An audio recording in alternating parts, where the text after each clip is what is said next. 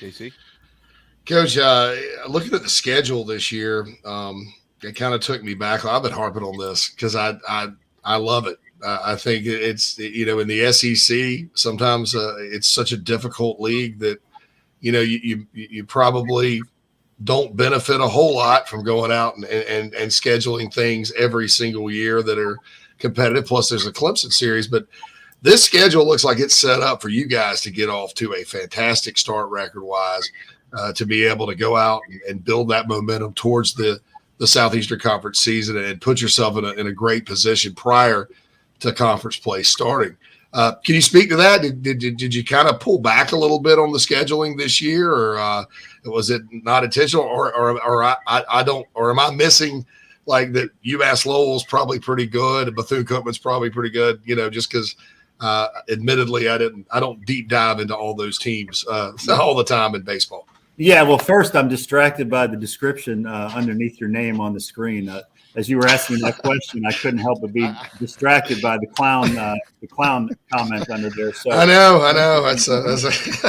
I hope I answer your question appropriately because of that. But again, no coach will ever tell you they have an easy game coming up. No coach will ever say, Sure. yeah, we're scheduling anything other than a challenge.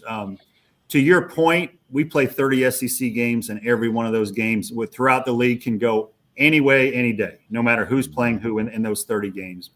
We play the Clemson series, which is another 3 games on top of that, which in any given year, whoever gets the breaks may win that series. We also play North Carolina and Charlotte, which is a tremendous game.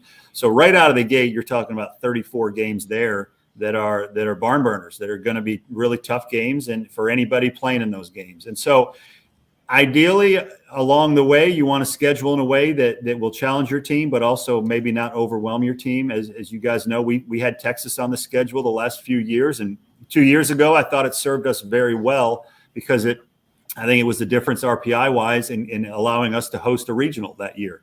And so, but then there are other years where you're like, enough is enough. 34 of those are plenty. And we'll schedule teams that, on good days, if we play well, we should be able to take care of business. But as you guys know, no coach will ever say that's a guaranteed win. There's no such thing, not in our sport. Maybe in football, maybe in basketball. If you've got LeBron, there's certain teams you're guaranteed to beat.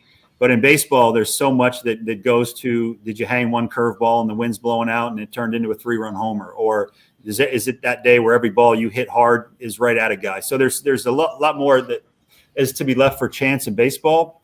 But do I think we should get off to a good start? Yes. Do we respect the teams we're playing? Absolutely. The teams we're playing have veteran presences and a lot of older guys. And, that's the thing that we talk about in baseball and college baseball, especially, 1, because of COVID, and 2, because of the transfer portal. The floor on most teams is higher than it's been in a long time, especially with what would be called mid-major teams. The floor is much higher because those teams are much older, and they've got graduate students, and they've got 23 and 24-year-olds playing. So in the old days, you could play a mid-major team, know that half the team was young, and they just weren't prepared to play in this environment. But when you have 23, 22, 24-year-olds, they have a chance to play solid baseball. And if you screw things up, then you can get beat on any given day. So all that is to say the RPI generally is taken care of with our schedule in the SEC, with playing Clemson, with playing North Carolina. And past that, we want to try to win as many games as we possibly can.